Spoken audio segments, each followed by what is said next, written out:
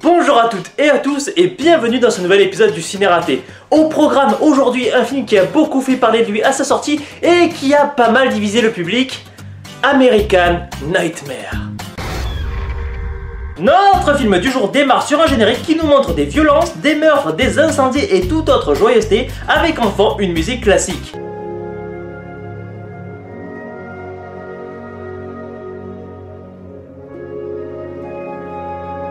Alors, j'ai rien de spécial contre ce générique, si ce n'est le fait que j'ai l'impression que dès le début, le film essaie de nous balancer à la gueule. Ouh là là, je suis un film qui dénonce. Là là, je suis borderline, je joue avec les limites. Ouh. Bref, une fois ce générique passé, nous faisons la connaissance de notre personnage principal, James, interprété par Ethan Hawke, qui rentre chez lui après une journée de travail tout en écoutant la radio où des appels à témoins sont lancés pour savoir quels sont le programme des gens pour la purge de cette année. Des programmes divers et variés tels que... Restez à l'abri derrière mon tout nouveau système de protection. Vite de Virginie, quels sont vos projets? Je vais m'occuper de mon patron.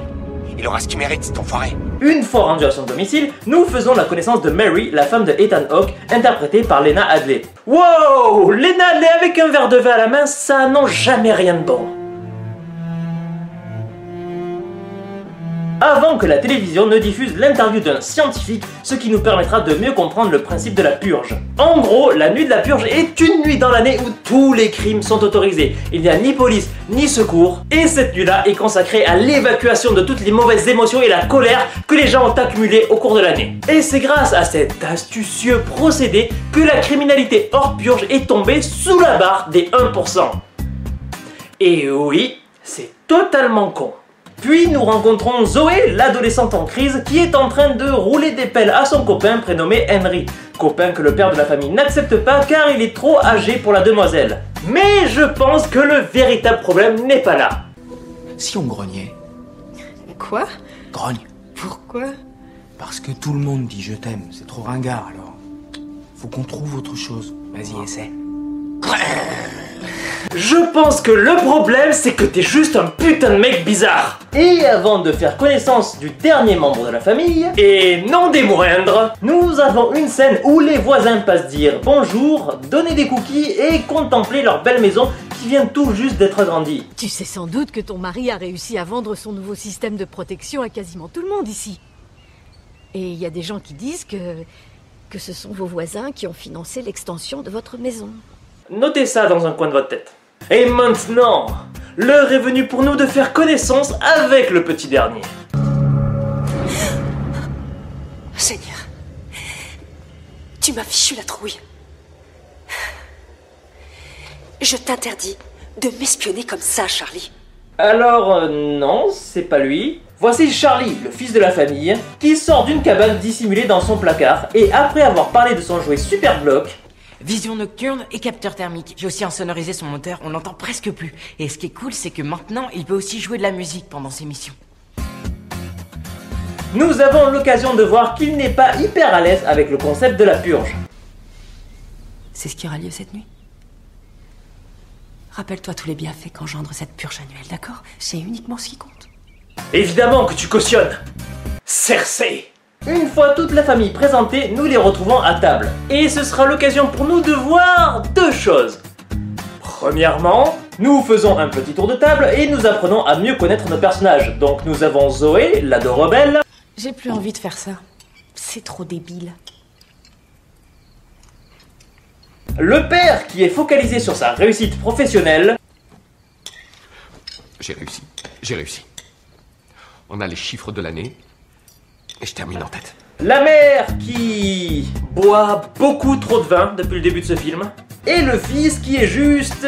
Et en rédac, j'ai écrit l'histoire d'un homme trop bizarre dont l'amour est si fort et puissant que les gens qui l'aiment en meurent. Alors, il se découpe le cœur. Glauque. Ouais, ça me paraît bien. Et deuxièmement, de savourer la qualité des dialogues qui ont probablement été écrits par Timothée, élève de CE1 de l'école primaire la plus proche. Il aurait plutôt dû se couper le pénis. Zoé. On est en train de dîner, alors parle Oui, d'autre s'il te chose. plaît, Zoé. Ces histoires de pénis, tu te les gardes. C'est moi qui l'ai écrit. Et vu que l'heure du début de la purge approche, le père active ses systèmes de sécurité afin de se barricader, lui et sa famille, pour la nuit.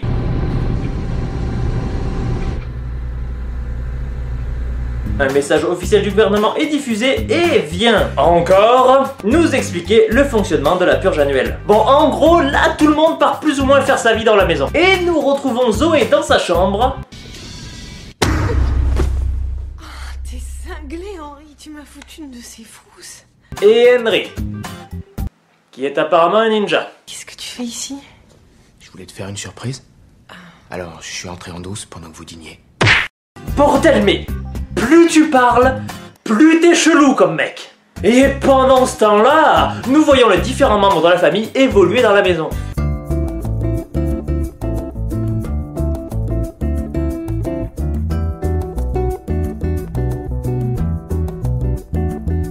Bordel, mais il peut se passer un truc intéressant.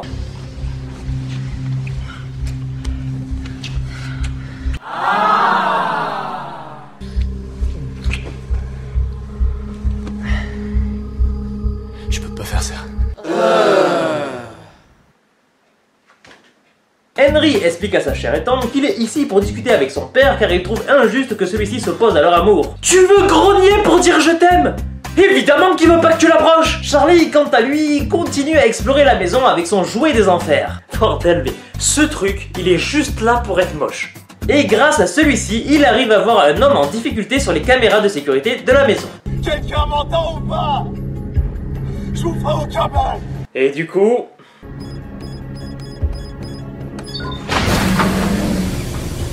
Qu'est-ce qui se passe? Et l'Oscar de l'homme le plus con est décerné à... Donc l'homme arrive à se faufiler avant que les portes ne se referment. Et alors que la tension monte... Vous vous souvenez de Henry, le petit ami qui est venu pour discuter?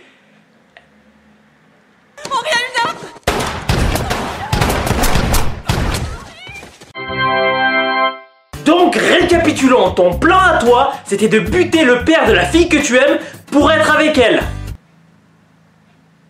Ah, il semblerait que la compétition soit rude cette année pour cet Oscar. Alors que Henry est en train de se vider de son sang aux côtés de Zoé, le reste de la famille se met à l'abri, puisque Mongoloman a laissé un inconnu entrer dans la maison. Et que celui-ci a profité des échanges de coups de feu pour se planquer. Du coup, le père se met à la recherche de sa fille et tombe sur le cadavre de Henry.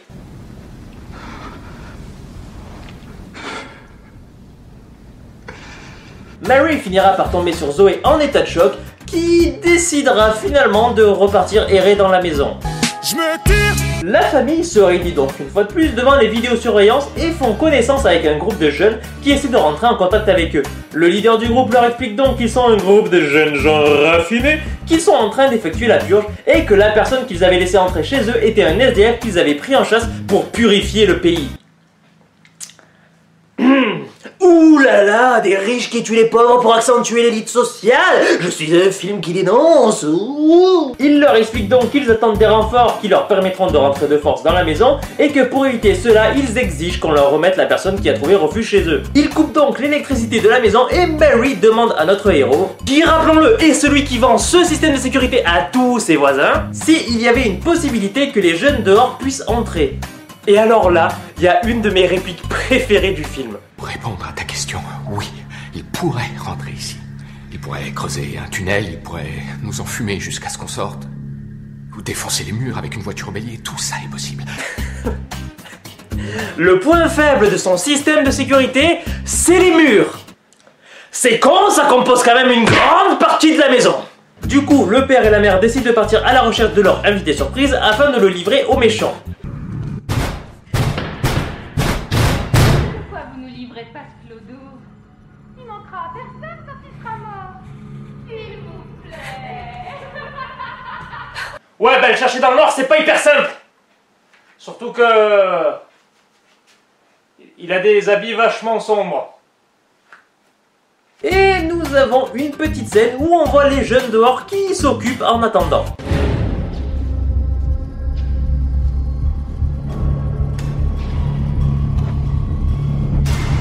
Ah, vous aimez les clichés? Tenez, c'est moi qui régale! Charlie, qui rappelons-le est responsable de tout ce merdier, décide de partir avec son jouet des enfers à la recherche du fugitif. Il finira par le trouver et décide d'essayer de le convaincre de le suivre. Mais barre-toi bordel, personne n'aura envie de suivre un truc pareil. Bon, sauf que lui apparemment il veut bien le suivre et Charlie le conduit dans sa cachette secrète afin que ses parents ne puissent pas le trouver. Du coup, il fout la merde, il met toute sa famille en danger et il continue à creuser dans ce sens. Best son ever! Et pendant ce temps-là, le père est convoqué à la porte par le leader du groupe afin de discuter car celui-ci s'interroge. Pourquoi ne m'avez-vous pas encore livré cette pourriture? Il lui explique qu'il se cache et qu'il n'arrive pas à le trouver et le film nous offre un énième cliché. File-nous cette saloperie de culassant, pauvre con! Quand il n'y en a plus, il y en a encore! Des clichés, toujours plus de clichés! Lors de ses moultes aventures avec son jouet des enfers, Charlie finit par tomber sur sa sœur qui lui explique qu'elle a peur et qu'elle va aller se cacher dans la cabane dans le placard. La même cabane où se cache le SDF? Ouh là là, vous sentez monter la tension? Ouais, non, moi non plus. Bon, le père finit par trouver le SDF, sauf que manque de bol, celui-ci a déjà trouvé Zoé. Il tente de lui expliquer que de toute façon il est condamné et que s'il se livre pas de lui-même, eux aussi vont être tués. Ce qui est un argument de type imparable. Et comme celui-ci ne veut pas entendre raison, ils arrivent finalement à l'assommer et à le ligoter. Mais vu que le bougre ne se laisse pas faire, ils doivent employer les grands moyens. Vas-y, fais-le, Mary, fais-le! Devant sa blessure. Voilà, oui!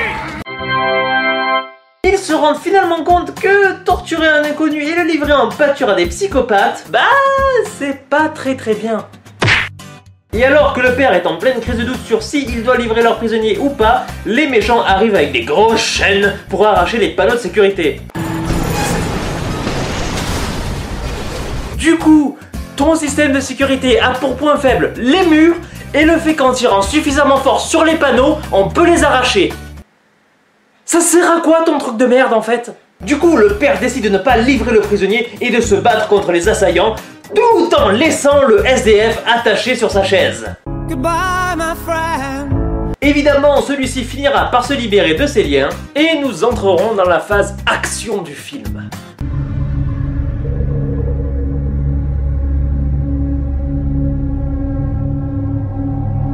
Hey! Moi aussi je veux un beau masque.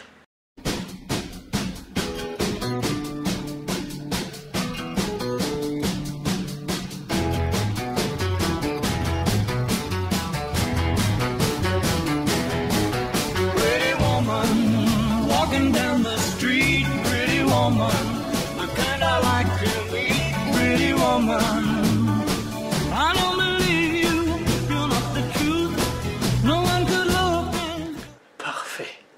Charlie, lui, se fait choper au bout de 2 minutes parce qu'il est nul et qu'il est con, mais son père débarque pour le sauver. Zoé, quant à elle, est cachée sous son lit, mais comme les méchants décident de ne pas fouiller la cachette la plus évidente du monde, ils ne la trouvent pas. Le papa repart en guerre armé de son fusil à pompe et...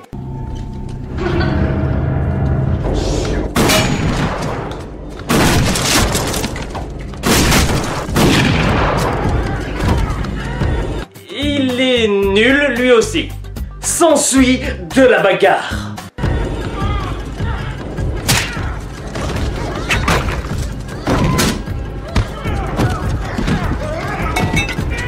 Et il faut l'avouer, la scène est assez cool. Du coup, il arrive à buter tout le monde. Sauf qu'au moment de quitter la pièce... Ah, bah oui, forcément. Du coup, on a droit au méchant cliché qui chuchote et remercie sa victime. Merci pour cette inoubliable purge, monsieur Sandin. Calmez-vous quand même, j'en ai presque plus. La maman, quant à elle, se fait largement péter la gueule. Lâchez-moi! Qu'est-ce que... Quoi? Mais heureusement pour elle, les voisins du début font un Deus Machina pour venir la sauver. Elle finit par retrouver son mari agonisant, Zoé débarque et dégomme le méchant, et toute la petite famille est maintenant réunie pour la mort du papa.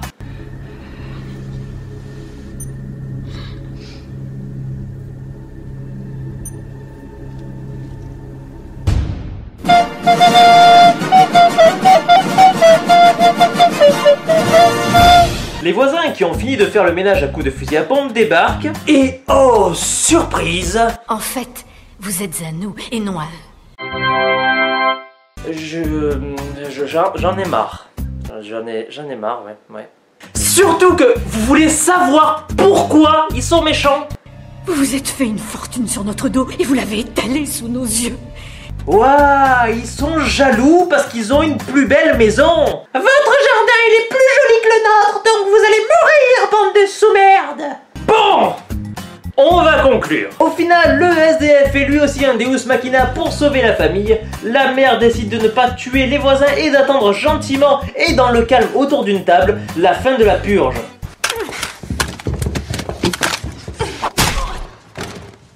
T'as pas entendu ce que j'ai dit? Plus de violence, y'en a assez! Ah, ben elle vous avait prévenu. Une fois le signal sonore de la fin de la purge diffusé, tout le monde rentre chez soi. Salut hein, et à jeudi pour le barbecue du quartier. Le SDF repart de son côté, la famille regarde l'horizon et fin. Et c'est ainsi que se termine American Nightmare.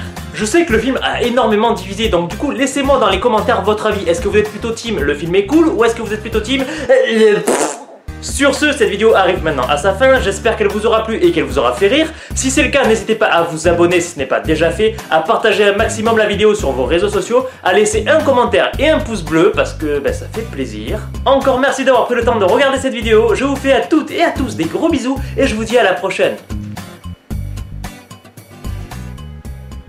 Merci.